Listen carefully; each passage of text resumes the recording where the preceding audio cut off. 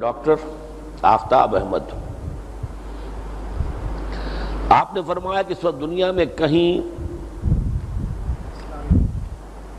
صحیح اسلامی حکومت نہیں دکھا سکتے، تو کیا افغانستان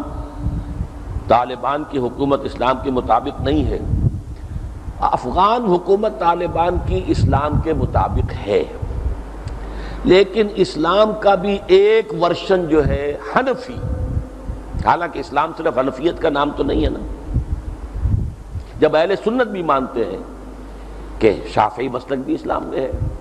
مالکی بھی اسلام میں ہے، اہل سنت کا ہے، حنبلی بھی ہے، پھر یہ کہ اہل حدیث کو بھی کوئی اہل سنت سے خارج تو نہیں کر سکتا، تو جس وسعت کی ضرورت ہے، اور اسلام جو نظام قائم کرتا ہے کفالت عامہ کا، وہ تو وہاں نہیں ہے۔ وہاں ہمارا جو وفد گیا تھا، وہاں پہ انہوں نے گورنر سے بات کی، ان کا کہ کفالت وغیرہ ہماری ذمہ داری نہیں ہے، رزق دینا اللہ کے ذمہ ہے، کوئی چوری کوئی کرے گا تو ہم کاٹیں گے، ہاتھ کاٹیں گے۔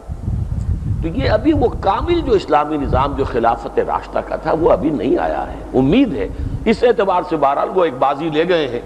کہ شریعت انہوں نے نافذ کر دی ہے، امن و امان قائم کر دیا ہے، یہ ان کا ایک اچھا پہلو ہے۔ ہم ان کے لیے دعائیں بھی کرتے ہیں کہ مزید بھی تو عہد حاضر کے تقاضوں کو بھی پورا کرے، اور وہ خلافت راشدہ کی ساری برکات کہ حضرت عمر نے فرمایا تھا کتا بھی بھوکا مر گیا تو عمر جواب دے ہوگا قیامت کے دن، تو یہ ساری ذمہ داری بھی جو قائد ہوتی ہے۔